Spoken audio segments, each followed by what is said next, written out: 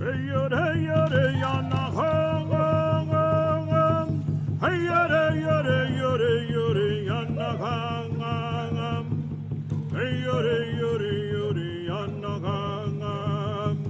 to Lipan Apocalypse, Episode 7, Indios Bárbaros. I'm Brandon Seale. The Lipan great captain, Picax-Andé, crossed the Pecos River to meet with the Spanish Commandant General awaiting him on the other side. Commandant General Juan de Ugalde admired Picax-Andé's, quote, face and bearing of a soldier, end quote, as he approached. The 50-year-old captain's name meant strong arm in his native language, a reference to his legendary acts of valor on the battlefield during the previous decades of violence. Technically a Lipiyan rather than Lipan, Picax-Andé's rise to prominence represented an alliance of 15 or so of the roughly 37 Apache tribes that were claimed to populate the Texas plains between San Antonio and Santa Fe. In many ways, Picax-Andé was the heir to a network of alliances that Captain Bigotes had begun structuring in the previous episode, through the classically Apache alliance-making toolkit of marriage, trade, horses, and now the peyote ceremony. By the time of his meeting with the Spanish Commandant General Juan de Ugalde on this July 10, 1787, Captain Picax-Andé was said to be, quote, the idol of all of the Apaches, and the one whom they all obey, and many accept him as their chief, end quote. In many ways, the nature of Lipan Apache leadership confounded European observers, though in other ways it was quite simple. In the words of a latter-day Lipan observer, quote, to be a chief, a warrior has to be able to draw and hold men. He has to lead those men and not drive them, end quote.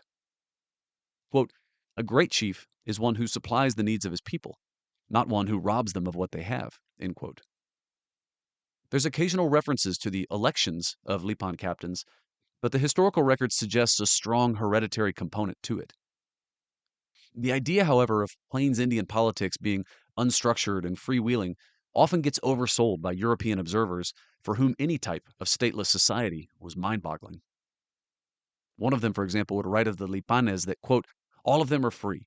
They go from one rancheria to another whenever their chief does not have the strength to oppose, end quote. But that doesn't square with other better informed observers who claimed, for example, that, quote, this is the nation most obedient to its chieftain, end quote. And we've certainly seen evidence of an impressive coordination of action. That coordination of action had been seen most convincingly in the years following the promulgation of the Reglamento of 1772. The Spanish in that year had launched a, quote, continuous war, end quote, against the Apaches.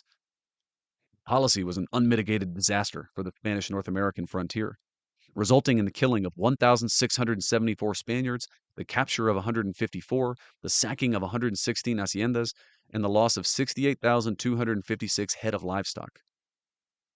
In the minds of now desperate Spanish administrators, such a naked display of coordinated Apache power sanctioned all manner of duplicity in dealing with them going forward. They began working to form alliances with all of the Lipanes' enemies, from the Caddoan-speaking Wichitas with whom they had signed a peace in 1771, to the Comanches, with whom they had begun to coordinate campaigns against the Lipanes. But the new Spanish policy went beyond alliance building. It became outright underhanded. The Spanish began to actually sell firearms to the Lipanes, but only firearms that were either too long to be useful on horseback or that were fabricated with deliberately faulty parts so that they'd fail after only mild use. In all attempts by the Lipanes going forward to offer peace, including, for example, a delegation of 5 of the most prominent Lipan captains in January of 1778, were rebuffed. Indeed, under the 1772 Reglamento, peace with the Apaches was legally forbidden. In 1779, a particularly unscrupulous governor took office in Coahuila, Juan de Ugalde, the man who was now, in 1787, the Commandant General of the interior provinces and meeting with Picax-Andé on the Pecos River. In 1779, Ugalde launched an ambitious but ill-conceived campaign to try to turn the Mescaleros and Lipanes against each other. He would spend much of the next 4 years in the saddle, ranging all over Coahuila and the Big Bend and up into the Edwards Plateau, chasing Lipanes and Mescaleros. In 1783, however, they got into his rear, and they violently sacked Coahuila, which Ugalde had left unguarded. Embarrassed, Ugalde was removed from his post as governor. Even though Ugalde had returned to favor with his appointment as Commandant General in 1787, as that conference on the Pecos River began, Captain Picax-Andé made it a point to remind Ugalde of this history. He framed it in hopeful terms, however, that hopefully things would go better for Ugalde in this new job, which was kind of like an attempt to give his opponent a reputation to live up to, as Dale Carnegie might have put it. And then, Picax-Andé deployed the Spaniards' own religious imagery against him. Quote, "There are three great captains here today, God above, you, and I. The first is looking down upon us and listening to what we say, so that we shall see who is lacking in truth." End quote. It wasn't hard to hear in Picax-Andé's invocation an accusation. Ugalde by now had a well-deserved reputation, even amongst his fellow Spanish, as untrustworthy. He was particularly gifted at the art of bureaucratic obfuscation and justifying his own actions through invented acts of Apache treachery. But to be fair, by this point in the history of Spanish-Lipan relations, it wasn't just Ugalde. Double dealing seemed to have become official Spanish policy. In 1779, 4 Lipan captains, including Captain Chiquito, son of Captain Chico from last episode, had come to San Antonio to try to negotiate an end to hostilities with a new Spanish governor. The governor agreed to an initial truce and allowed the Lipanes to settle nearby while he considered terms. Within days, a Comanche raiding party hit the Lipan camp. And then a few days later, a Tonkawa force did the same. Suspecting that the governor had tipped off the Comanches and Tonkawas, the Lipanes went to San Antonio to complain and were surprised to find a party of Caddoan-speaking Tejas in town, also conspiring with the governor. When the Lipanes confronted the governor allowed them to understand that the alliance was the Tejas' idea, not his. "Don't worry," the Texas governor told the Lipan emissaries. "I'd rather be allies with you again. But here's what I need you to do. I need you to travel to Chihuahua to meet with my boss, the commandant of the interior provinces, and convince him that you're sincere about peace. Okay?" It was a classic exercise in Spanish bureaucracy, disguising an impossible condition as an innocuous request. The entire region between San Antonio and Chihuahua was filled with the Lipanes' enemies. But surprisingly, the Lipan captains accepted the Spanish governor's condition. He wasn't ready for this, so he came up with another impossible condition for them. "Okay, but you have to choose a single Capitan Grande, a baton captain," he called him, recalling the old Spanish practice of acknowledging with a gold or silver-tipped cane the authority of one particular captain. "You have to choose one to speak for your entire nation. We can't be negotiating with a bunch of different captains." And once again, the Lipanes accepted. Actually, they went one step further. They told the governor that he could pick which captain he wanted to speak for the entire Lipan nation, and they would accept it. I find it interesting that at no time during these years or during these negotiations did the Spanish stop paying rent to the Lipanes, which also makes the governor's demands all the more curious, like a tenant demanding fealty from a landlord. If his demands seemed particularly unreasonable, however, we should remember that, violence notwithstanding, it was highly advantageous for frontier governors to maintain a state of war with the neighboring Apache nations, at least in terms of their budgets. Because each year, the Spanish delivered thousands of pesos worth of cigars, candles, salt, corn, cattle, dried meat, sugar, and copper pots to the Lipanes. There was some question, however, as to how much of those reported gifts actually made it into Lipan hands. Furthermore, having large numbers of men under arms created the opportunity for large and non-transparent military supply contracts, controlled patronage style by the governor himself. The Spanish governor of Texas in 1779 certainly seems to have gone out of his way to avoid agreeing to peace terms with the Lipanes. Every time they accepted his demands, he came up with a new one. In this case, he refused to pick the Lipanes baton captain for them and told them that they must pick someone and then also have him ratified by all Lipanes everywhere. Not just by the 5 of you, and not just by the Lipanes that are camped outside San Antonio, by all Lipanes. The Lipan captains left, but surprised the governor once again when they returned a few months later with the news that the entire Lipan Apache nation had consented to follow whichever captain the governor might select. It was an exercise in absurdity, but the Lipanes were playing along well. And this was probably because the Lipanes weren't placing all their hopes on a Spanish peace. Indeed, the most intriguing peace negotiations of the period weren't going on in San Antonio. They were going on up on the Guadalupe River. Sometime in December of 1782, perhaps the greatest pan-Indian conference in Texas colonial history took place. Nearly 4,000 Tonkawa, Parankawa, Biday, Caddo, Texas, Mescalero, and Lipan and others met to attempt to lay the groundwork for a 1680-style New Mexican Pueblo revolt and for a new trans-Texas Indian identity. During the 2-month trade fair and Great Council, 4,000 cattle were slaughtered to feed the enormous gathering. And half of the attendees were Lipan, and the fact that it occurred in their homeland shows the central role that they had in organizing it. Captain Chiquito's name is listed prominently amongst the organizers, but so too were 2 younger captains of the South Texas Lipanes, one named Pocarropa and the other named Flaco. We'll see plenty more from them later. Catalyzed by yet another epidemic that swept through native Texas in 1780, native Texas was reshuffling itself. The Tonkawas, for example, consolidated from 4 bands into 1, and were now actually being led by a Lipan Apache. But the Spanish governor caught wind of this council. The governor wrote his deputies and bosses that, quote, "It behooves us to cultivate native Texans' old enmities," end quote.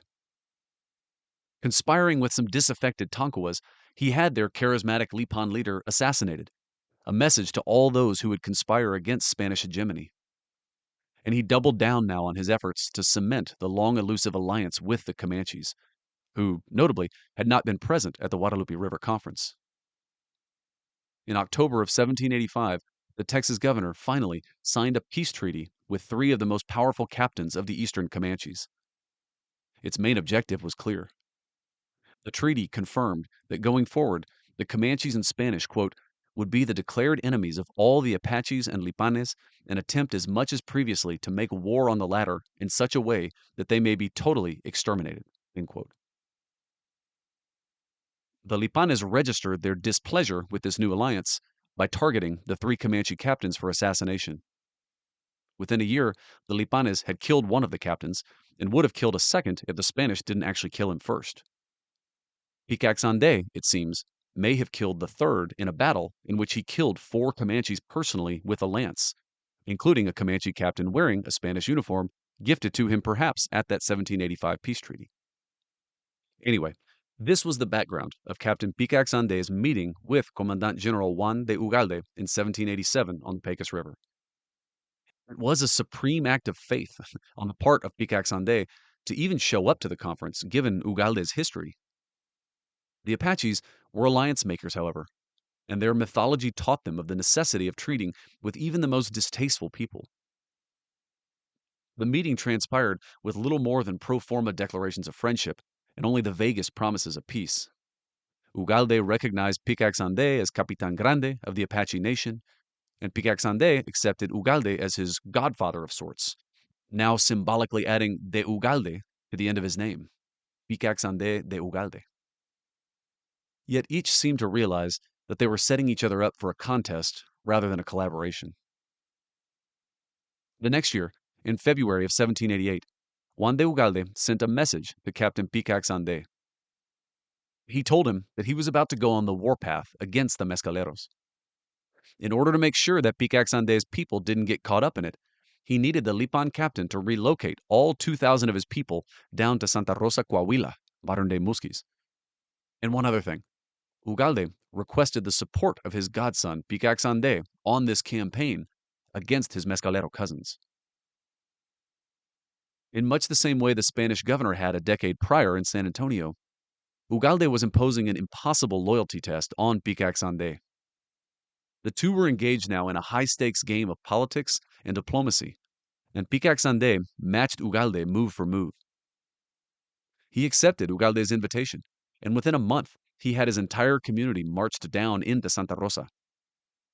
When he arrived, Ugalde fired his canyons in salute, and the Lipan captain's warriors performed a mock battle as they entered the town, each side flexing a little bit for the benefit of the other. But instead of accepting or rejecting Ugalde's demands to join him against the Mescaleros, Picax-Andé used his audience with the Spanish general to articulate his Mescalero allies' grievances. He focused on one in particular, the ongoing sale of Spanish firearms and other goods to the Comanches. The young South Texas Lipan captain, Pocarropa, honed in more starkly on the injustice of the Lipanes' repeated and rejected peace overtures to the Spanish versus the open Spanish embrace of the perfidious Comanches. December 1787 had seen the Comanches attack Lipan camps 3 times. These attacks were still raw for the Apaches in attendance. Then, at the end, Picax-Andé came over the top. "Forget the Mescalero campaign," he said to Ugalde. "Let's march out together against the Comanches." Picax-Andé was essentially mirroring the Spanish general's strategy, putting him to his own form of a loyalty test. Ugalde only promised to consider it. And with that, the second peace conference of the great Capitanes Grandes ended. But after this conference, a young Spanish lieutenant accompanied Picax-Andé back to his camp, which the Lipanes had made near their old sacred site of the old Remolino mission. And this wasn't just any lieutenant. His name was José Menchaca, and he was a great-grandson of the old San Antonio Presidio commander, José de Urrutia, and grandson of Toribio de Urrutia, both of whom had been the Lipanes' greatest opponents in their time, but eventually came to be both, quote, feared and loved by the Lipanes, end quote. Menchaca's father, also a commander of the San Antonio Presidio during the Spanish-Lipan alliance years, was an outright, quote-unquote, bosom friend of the Lipanes. Young Lieutenant Menchaca, like many San Antonians, in fact, had thus grown up with Lipan friends and probably spoke some of their language. And almost as soon as he rode into Picax-Andé's camp, he ran into a childhood Lipan friend who served as his tour guide for the next few remarkable days. Almost as soon as he arrived, Lieutenant Menchaca got to witness Captain Picax-Andé call his people into assembly and download them on his latest conference with Commandant General Ugalde. Then he got to see Picax-Andé's wife, La Capitana Grande, stand and give an even longer speech, holding the audience spellbound. Then, that night, in order to consider the issue properly and deliberate on it with due solemnity, the entire camp participated in an elaborate all-night peyote ceremony, an interesting piece of archival evidence for the medicine's power as an alliance-making tool. All of this, however, was just prelude for an even more elaborate ceremony set for the next day. Just before midday, Lieutenant Menchaca watched as everyone stripped down to the waist and gathered outside Picax-Andé's tent.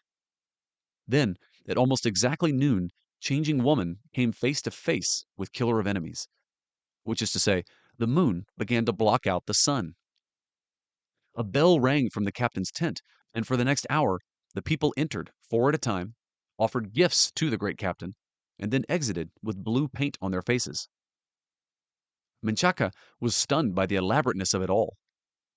I'm stunned by how a largely nomadic people were able to predict with scientific precision the time and place of a solar eclipse. And by the way, there's at least one other reference in the historical record to the Lipan Apaches correctly predicting an eclipse, a lunar eclipse in this instance, but still. I guess if ever there was a people whose cosmology situated them well to understand the orbits of celestial bodies, it was the migratory Lipanes, whose own migrations imitated the orbits of the moon throughout the Texas plains. But this level of knowledge really suggests both an incredibly ancient and an incredibly far-reaching cultural tradition. It takes hundreds of years for solar eclipses to reoccur. Coincidentally, actually, El Remolino in San Rodrigo Canyon will once again be brought to darkness this year on April 8th, 2024. Commandant General Juan de Ugalde was unimpressed when Lieutenant Menchaca reported back to him. He had only 2 questions for the lieutenant. Did you see any Spanish brands on the Lipanes horse herd? Lieutenant Menchaca tried to recall. He supposed he had. It wouldn't have been surprising in a land where horses were currency. So he said yes. The commandant continued, Did you see any mescaleros in their camp? Well, of course he had. Picax-Andé's own wife was mescalero, he said. But Commandant General Ugalde now had his pretext. Picax-Andé was consorting with known horse thieves and with the enemy mescaleros. Ugalde sent Picax-Andé a message, an accusation really, calling out the presence of the mescalero captains in his camp and ordering them all to come to Santa Rosa. Under a banner of truce, of course, but they must report immediately. Picax-Andé and his captains complied. But on March 24th, 1789, as soon as they rode into Santa Rosa, Ugalde threw the mescalero captains into chains and declared war on their people. No sooner had the sun emerged from behind the moon than Juan de Ugalde had once again set the Spanish Apache frontier on fire. On the next episode of Lipan Apocalypse. Thank you for listening. Editing for this episode was performed by Susana Canseco. The intro and outro music is from the White Mountain Apache Crown Dancers. You can find them on YouTube. Special thanks this season to my Lipan friends, Bernard Barcena, Lucille Contreras, Richard Gonzalez, Margot Moreno, and Gary Perez. I hope I'm doing your story justice. And make sure to check out Lucille's Texas Tribal Buffalo Project online and fill out her Texas Indigenous Data Sovereignty Study. For more information about the Lipan Apaches, check out the books by Thomas Britton, Jose Medina Gonzalez Davila, Nancy McGowan Minor, and Sherry Robinson. Also, check out the doctoral thesis of Enrique Maestas and the Texas Observer article by Dylan Bedour. Lastly, go to Gorka Alonso's website, apacheria.es. For more information on my other projects, you can go to brandonseale.com.